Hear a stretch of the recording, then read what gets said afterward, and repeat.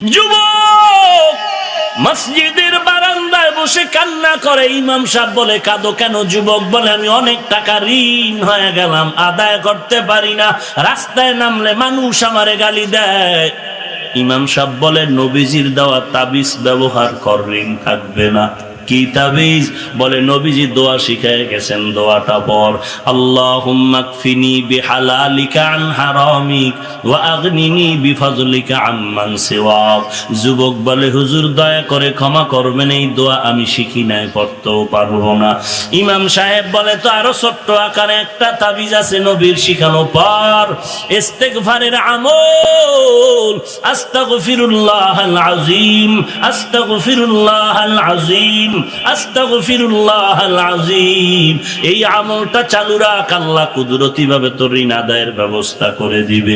আর নগদ একটা পরামর্শ নেও, তোমার এখান থেকে বহুদূর একটা জঙ্গলের কিনারায় বড় লোকের বাড়ি আছে, ওই বাড়িতে গিয়া বড় লোকের কাছে যদি হাত বিছাইতে পারো, অল্প যদি দেয়, তুমি অনেক কিছু পেয়ে যাবা, তোমার ঋণ আদায় হবে, সংসারও চলার রাস্তা হবে।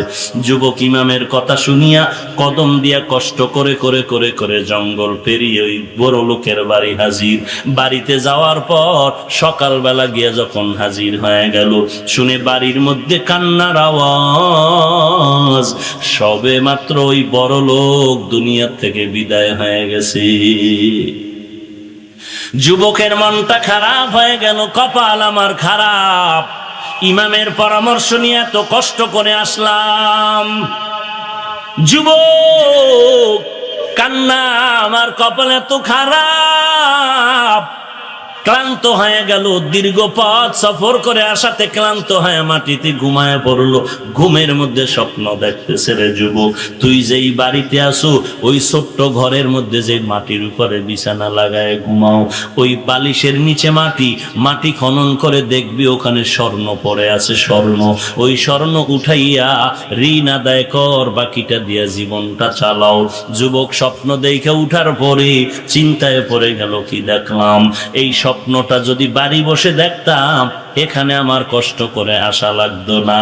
আল্লাহ জানায় দেয়, এক হাতে যেমন তালি বাজে না, বিনা বাতাসে নদীর পানি নড়ে না, বাচ্চা না কানলে মা যেমন দুগ্ধ দেয় না, বান্দা চেষ্টা না করলেও বন্ধ দরওয়াজার তালা খুলে না। हर गोरी देने के तू तैयार है, जो न मांगे उससे तू बेजार है, गर तवक्कुल मी कुनी हर सुबह शाम, मेरा सानाद रिज़्क़े तू अज़ला मकाम।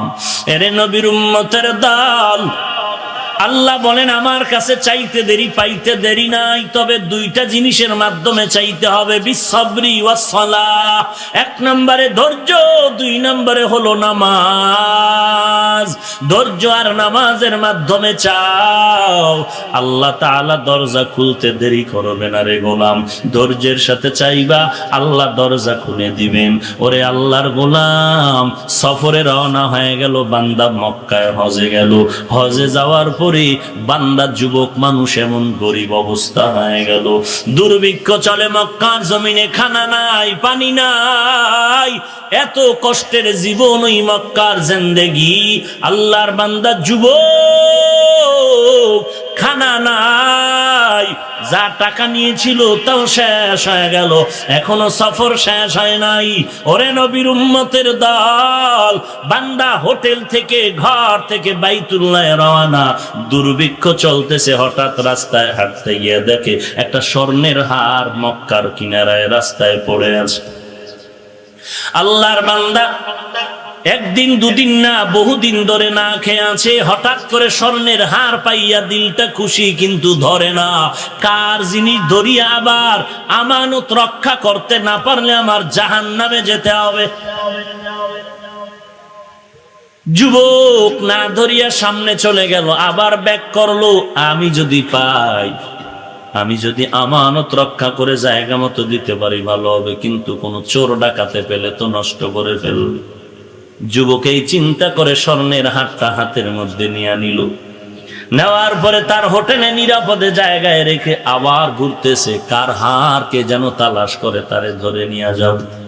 হঠাৎ যুবক হাতটা ঘরের মধ্যে রেখে মক্কার কিনারায় এসে শুনতেছে কে যেন এলান করে, খুঁজিয়া দেখে এক পাগড়িওয়ালা আল্লাহর বান্দা চিল্লায় বলে, স্বর্ণের একটা হার আমার হারিয়ে গেছে, কেউ যদি পাও একটু আমাকে দাও, আমি তোমাকে 100 দিরহাম হাদিয়া দিব।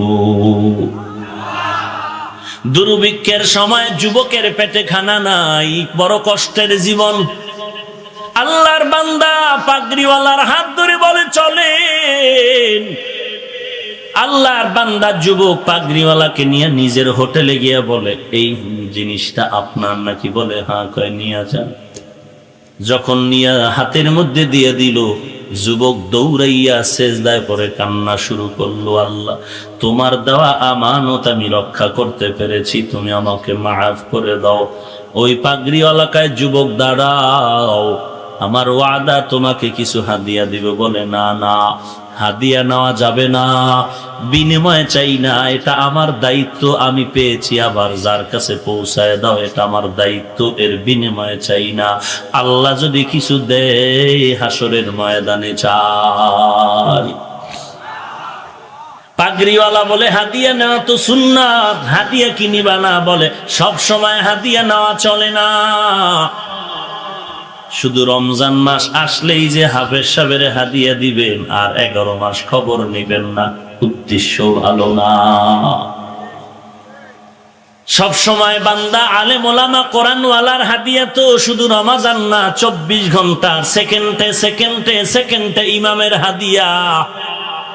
ভালো ফল হয়েছে, ভালো ফল প্রথম ইমাম সাহেবকে খাওয়াও, কারণ তার হাত পাক, তার জিহ্বা পাক, তার দোয়া করলে কবুল হয়ে যায়। তোমার স্বার্থে আঘাত লাগলে তুমি ইমামরে ধমক দাও, আর ইমামের স্বার্থে আঘাত, বেতন বাকি, কত মানুষ গালাগালি করে, এরপর ইমাম বরদোয়া করে না। যখন মোনাজাতে হাত তুলে ফেলে আল্লাহর কাছে দোয়া করে, আল্লাহ এলাকারে শান্তি দাও, অসুস্থ রোগী সুস্থ বানাও, যারা ব্যবসা করে বরকত বাড়ায়া দাও, ও আল্লাহ যার মা বাবা কবরে তাদের কবর জান্নাত বানায়া দাও। এরে নবীর উম্মত, এমন মানুষ বারবার গালি দিলা, বেতন দিলা না, তারপরও তোমার মা বাবার জন্য দোয়া করে, এই বান্দারে হাদিয়া দিবা না? বলো কাকে দিবা? এরে নবীর উম্মতের দাল যুবক বলে হাদিয়া নেওয়া যাবে না। দৌড়াইয়া চলে গেল শুকরানা নামাজ আদায় করার জন্য। এরে ভাই চলে গেল, কে কোথায় খবর নাই। পাগড়িওয়ালা কই, যুবক কই, কোনো খবর নাই। যুবকের সফর শেষ, বাড়িতে রওয়ানা, নদী পথে স্টিমারে রওয়ানা। নদীর মাঝে তুফান শুরু হয়ে গেল, এবং তুফান জাহাজ ডুবেছে, অনেক মানুষ মরে গেল। কিন্তু আল্লাহর বান্দা যুবক, আল্লাহর গোলাম, খাঁটি গোলাম, তাকওয়াওয়ালা গোলাম, ওই বান্দা একটা তক্তার উপরে ভাসতেছিল পানির মধ্যে। আল্লাহর কুদরতের দরজা খুলেছে। আল্লাহ কয়, আমার কাছে যারা সাহায্য চাবি ধৈর্য আর নামাজের মাধ্যমে, আমি আল্লাহ ফেরেশতা দিয়া তোরে সাহায্য করব। 3 দিন 4 দিন না খাইয়াও স্বর্ণের হার পাইয়া হাদিয়াও নেয় না। এই বান্দার উপর আল্লাহ খুব বেজার। আল্লাহ বলে, ও সমুদ্রের পানি, বান্দাকে কিনারায় পৌঁছায়া দাও। তক্তা তার ধরে আছে, কিনারায় চলে গেল, আছে না জঙ্গল কিনারায়, চিনে না কোথায় আসলাম। যুবক নদীর সমুদ্রের পারে পারে হাঁটে আর পথ খুঁজতেছে কোথায় যাব। হঠাৎ একটা সরু পথ পেয়ে ওই পথ দিয়া বান্দা রওয়ানা। হেঁটে হেঁটে বহুদূর গিয়া দেখে আল্লাহর একটা ঘর, মসজিদ দেখা যায়। মসজিদের কিনারায় নামাজ পড়ে আর নামাজের পরে বসে বসে কোরআন তেলাওয়াত করে। আউযু বিল্লাহি মিনাশ শাইতানির রাজিম, বিসমিল্লাহির রহমানির الرحيم الحمد لله رب العالمين الرحمن الرحيم مالك يوم الدين ইয়্যাকা না'বুদু ওয়া ইয়্যাকা নাস্তাঈন ইহদিনাস সিরাতাল মুস্তাকিম সিরাতাল্লাযীনা আন'আমতা আলাইহিম গায়রিল মাগযুবি আলাইহিম ওয়ালাদ-দাল্লিন। আল্লাহর বান্দার তেলাওয়াত শুনে এলাকার মানুষেরা পাগল হয়ে গেল। যুবকের পা জড়ায় কয়, যুবক কই বাড়ি কই ঘর, কি তোমার পরিচয়? যুবক বলে, আমার বাড়ি অমুক এলাকায়, এখানে কেমনে আসছো? পুরা ঘটনা যখন শুনলু সব মানুষের মায়া জন্মায় গেল। কয়, যুবক ভাই, এলাকায় থাকো, আমগো মসজিদের খতিব সাহেব কয়েকদিন আগে ইন্তেকাল করেছে, তুমি আমগো ইমামতি করবা, যা দরকার আমরা ব্যবস্থা করব। আল্লাহর বান্দা ইমাম হয়ে গেল, কিন্তু বান্দা এখনো বিবাহ করে নাই। মুসল্লিরা বলে, আপনাকে এখন আমরা বিবাহের ব্যবস্থা করব কিনা? বলে, আপনাদের খুশি। মুসল্লিরা সবাই বিবাহের জন্য রেডি হয়ে গেল। ইমাম সাহেবের এমন একটা মেয়ে দেওয়া দরকার, সমাজে সব থেকে ভালো। এইবার কয়, ইমাম সাহেব হুজুর, আমগো আগের খতিব সাহেবের একটা সুন্দরী মেয়ে আছে, পর্দানিশী, ওই মেয়েটাকে প্রস্তাব দিয়ে আপনার জন্য রেডি করি। ইমাম সাহেব বলে, যদি এমন হয় করতে পারো। বিয়া রেডি হয়ে গেল। আজ মুসল্লিদের মনে খুশি, ইমাম সাহেবের বিবাহের আয়োজনে আমরা মুসল্লিরা চলে আসলাম। খরচ টরচ সব আমরা দিলাম। বাসর রাত খতিব সাহেবের, আগের খতিবের মেয়ের সাথে বর্তমান ইমামের বিয়া। বাসর ঘরে যখন আল্লাহর বান্দা ইমাম সাহেব ঢুকলো, খতিবের সুন্দরী মেয়েটা বাসর ঘরে বসে আছে। ইমাম সাহেব ঢুকিয়া সালাম দেওয়ার পরে বসেও না, ডানে বামে তাকায় না। মেয়েটার কানের মধ্যে স্বর্ণের অলংকার, হাতের মধ্যে স্বর্ণের অলংকার, গলার মধ্যে স্বর্ণের অলংকার। যুবক ইমাম ওই মেয়ের অলংকার গুলো তাকায় তাকায় দেখতেছে। মেয়েটা মনে মনে ভাবতেছে, কেমন একজন ইমাম পাইলাম, লোভী লোভী, টাকার লোভ, স্বর্ণের লোভ নাকি। মনটা খারাপ খারাপ ভাব। ইমাম সাহেব বুঝতে পেরে বলে, ও বিবি, মনটা খারাপ করিও না, আমি তোমার স্বর্ণের লোভী না, আমি আমার মাওলার কুদরত তাকায়া তাকায়া দেখতেছি। স্ত্রী ডেকে বলে, কি কুদরত দেখো? বলে, তোমার গলার মধ্যে যে স্বর্ণের হার, আমার মনে হয় এই হার আমি মক্কার জমিনে হাতে পেয়েছিলাম।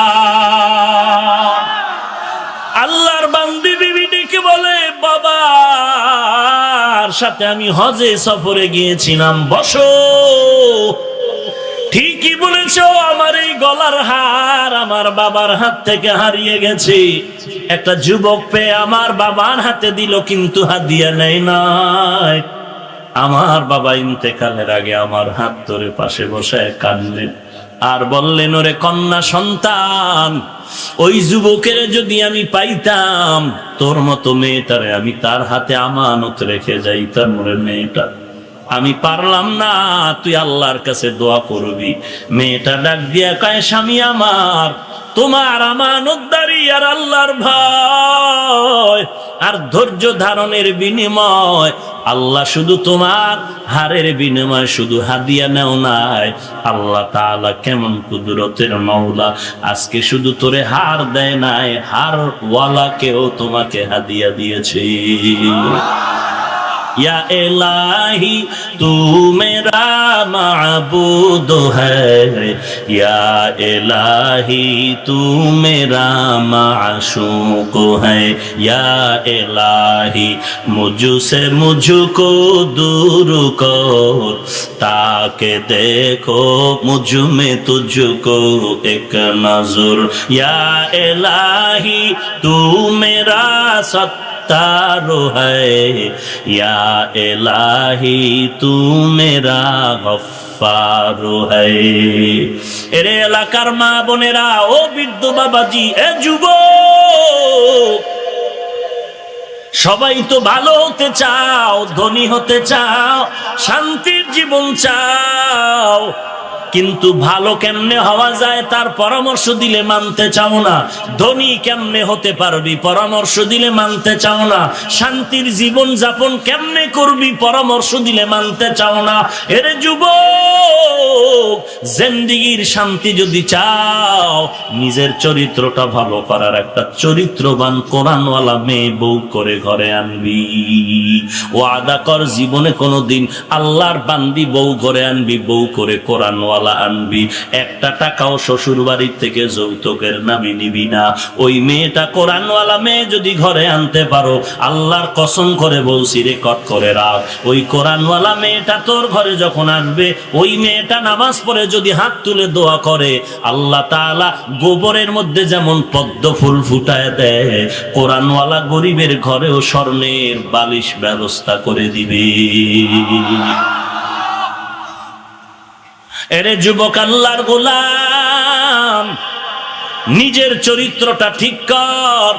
যদি কোরআনওয়ালা চরিত্রবান মেয়ে ঘরে বউ বানাইয়া আনতে চাও, আমি তোর পায়ে ধরে বলি রে যুবক, যদি ভালো চরিত্রবান কোরআনওয়ালা মেয়ে বিয়া করে বউ বানাইতে চাও, আমি পায়ে হাত রেখে বলি, পাও দুটো আগায় দে। আমি পায়ে হাত রেখে বলছি, এমন মেয়ে যদি বিয়া করে আনতে চাও, তোর বাবাও পারবে না, তোর দাদাও পারবে না, সরকারও পারবে না, দুনিয়ার কোনো ফেরেশতাও পারবে না। এগুলো পারবে আমার মালিক, আমার আল্লাহ।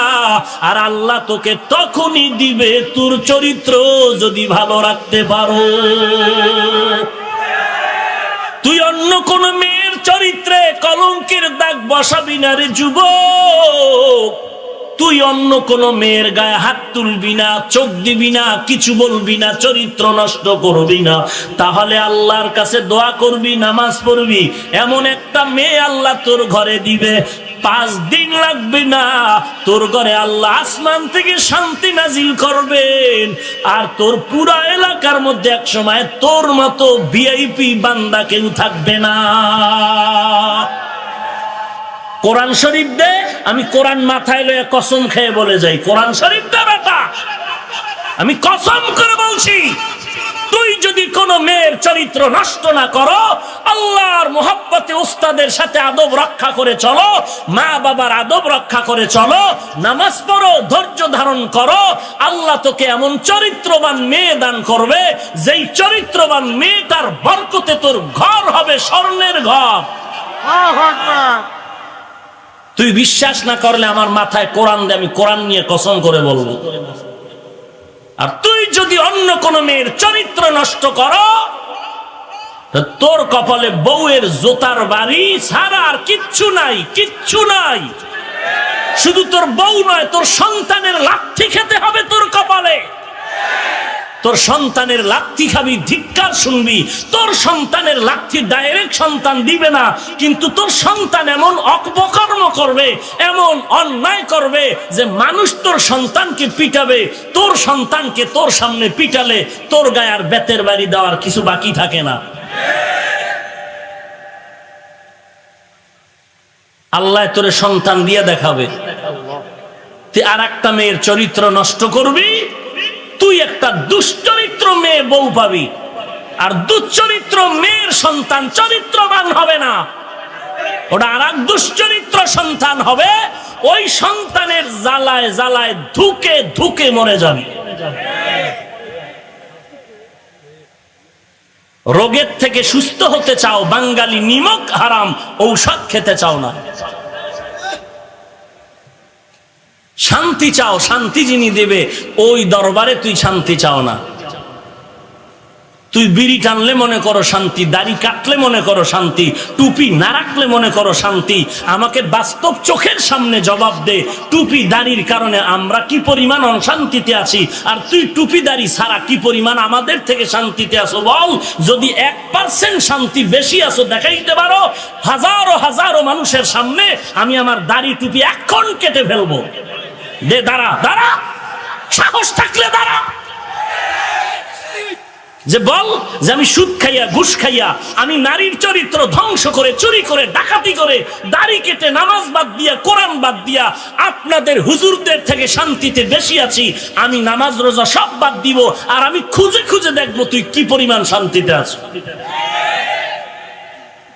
সাহস থাকলে দাঁড়া, পারলে,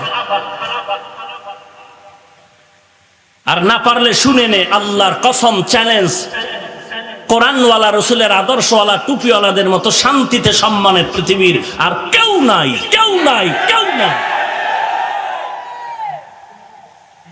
তুই 13 রকম মাছ, 14 রকম গোশত আর 15 রকম সবজি আর 17 রকম ভর্তা দিয়া ডাইনিং টেবিলে বসলি খাইতে, ডাক্তার কইল একটা ছাড়া কিচ্ছু খাবি না। তোর এই কসুর খানায় কি হবে? বল কি হবে? ইলিশ মাছ দেখে জিব্বায় বাড়ি মারলি, খাইতে পারলি না, কি হবে ইলিশ মাছ দিয়া? গরুর গোশতর মজা 3 জনে জিব্বায় বাড়ি মারে, তুই কানে শুনতেছো, কপাল খারাপ, তুই খেতে পারো না, লাভ হবে কি তোর এই গোশত দিয়া? তোর এই কোটি টাকার বিল্ডিং এর কি লাভ হবে যেই টাকায় তোরে জেলখানায় ঢুকাইল? তোর এই সন্তান দিয়ে কি লাভ হবে যেই সন্তানের কারণে তোর নাক চুল কাটা গেল?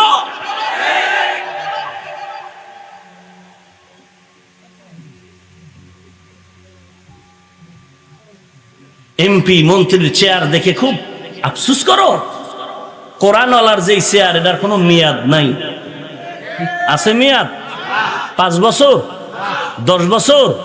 হ্যাঁ, এটা আল্লাহ কুদরতি ভাবে কোরআনের বরকতে দিয়েছে, যে কারণে এমপি সাহেব, মন্ত্রী সাহেব, দেখো না হাটহাজারীর হুজুরের সামনে নামাজের কায়দায় এমপি মন্ত্রী বয়া থাকে, হুজুর একটু মাথায় ফু দেন তো, টের পাও না কিছু? আল্লাহ দেখাচ্ছে। এর থেকে আর কোরআনের সম্মান কি চাই? এর থেকে রসুলের আদর্শের সম্মান কি চাই? প্রধানমন্ত্রী হাটহাজারীর হুজুরকে দাওয়াত দিয়া কি সম্মান করলো দেখো নাই? এজন্য কি মন্ত্রী সাহেব ছোট হয়ে গেছে? হ্যাঁ, শুরুতেই বলছি মানুষের সুন্দরের নাম আদব। সুন্দরের নাম কি?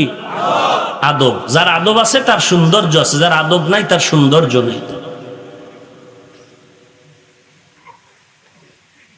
স্কুলে পড়ে, কলেজে পড়ে, doctor, professor, engineer, RAB, army, police, BDR, OC, DC, SP, 5 ওয়াক্ত নামাজি দাড়িওয়ালা নাই? 1 টাকাও হারাম খায় না? নাই? কিয়ামতের দিন এদেরকে যদি দাঁড় করায় বলে, এই বেঈমান, ওই নিমক হারাম, তোর মতো যুবক চাকরি করিয়াও হারাম খায় নাই, তুই খাইলি কেন? তোর মতো যুবক র্যাব আর্মির চাকরি করিয়াও হারাম খায় না, নামাজ ছাড়ে না, তুই কেন নামাজ ছাড়লি? তোর মতো যুবক স্কুল কলেজে পড়িয়াও নামাজ বাদ দেয় নাই, তুই কেন নামাজ বাদ দিলি? কি জবাব দিবে আল্লাহর কাছে? ও যুবক, কি জবাব দিবা? যৌবনের চাহিদা, গুনাহের আকর্ষণ তো আমারও আছে। শীতের দিন ফজরের সময় ঠান্ডা পানি দিয়ে ওযু করে নামাজ পড়তে কষ্ট, তুমি বুঝো, আমি বুঝি না? চুল লম্বা রেখে টুপি ছাড়া বিড়ি টানলে খুব ইয়াং মনে হয়, তুমি বুঝছো, আমি বুঝি নাই? সেই রকম লম্বা জামা পরলে শরীরটা আটকা আটকা মনে হয়, তুমি বুঝতেছো, আমি বুঝি নাই? এত তাড়াতাড়ি দাড়ি লম্বা করলে, নামাজ পড়লে ভালো মেয়ে পাবো না, তুই বুঝতেছো, আমি বুঝি নাই? তুই দাড়ি ছাড়া কি ভালো মাইয়া পাইছো একটু বলতো, আমারে বর্ণনা দে তো। আর আমরা দাড়ি টুপুর কারণে কি খারাপ মাইয়া পাইছি বউ হিসাবে, খবর নে তো আমার ঘরে গিয়া। তুই চামড়ার সুন্দর পেতে পারো, আদর্শের সুন্দর পাওনি। চ্যালেঞ্জ করে বলছি, কারণ আল্লাহ রাব্বুল আলামিনের কোরআন যার সিনে আছে, এর মতো আদর্শ নারী আর কে হবে?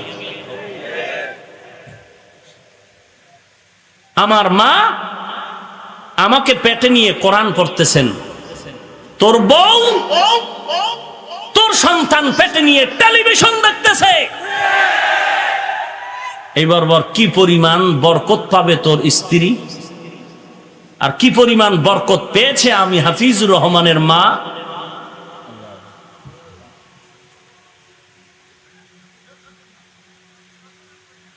বাংলাদেশের কোন এমপি, কোন মন্ত্রী, কোন কোটিপতিও যদি বলে 500 করে টাকা দিব,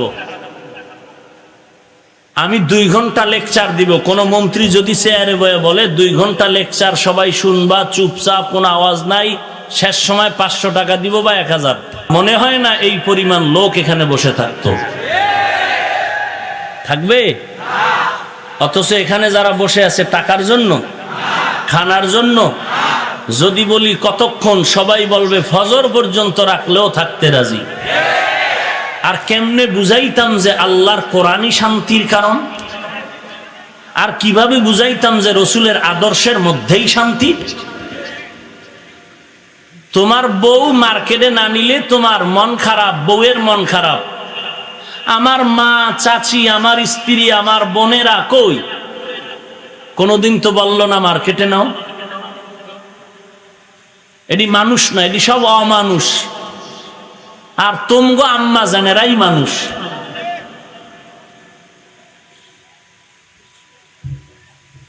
বড় আফসোস, বড়ই আফসোস। আহা, আমার বাড়ি সেই কোথায়, বঙ্গোপসাগর কুয়াকাটা। ও এলাকার মুরব্বীরা, আল্লাহ তো আপনাকেও সন্তান দিছেন, আপনার কি মন চায় না যে এরকম একটা ছেলের বাবা হবেন? চায়, এই কারণেই বিড়ি টানেন বেশি। ওয়াজে ঢুকার আগেও বিড়ি টানছেন, নিয়ত করছেন যে মোনাজাতের পরেও টানতে টানতে বাড়ি যান। টানাটানি আর শেষ নাই। আল্লাহ আপনারে দিবে নিয়ামত, আর মানুষ নাই দেশে। রাগ করতেছেন?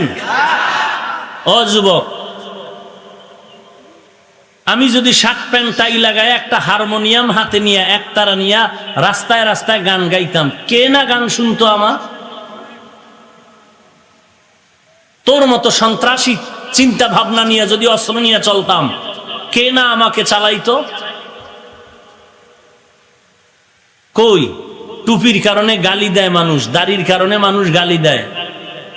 ফেসবুকে সমালোচনা সমালোচনা সমালোচনা, হাফিজুর রহমানের এই দোষ সেই দোষ, ভরপুর গালাগালি, ভরপুর সমালোচনা।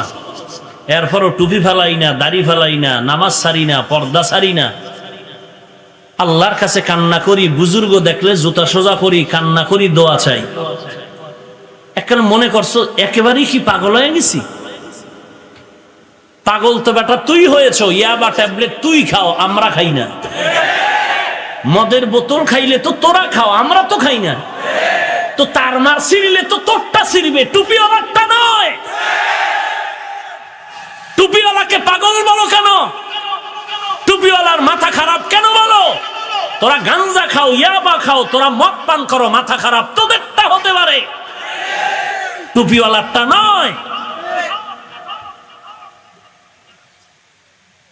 এত কষ্ট, এত কষ্ট, এত কষ্ট, এত ধিক্কার, এত গালি,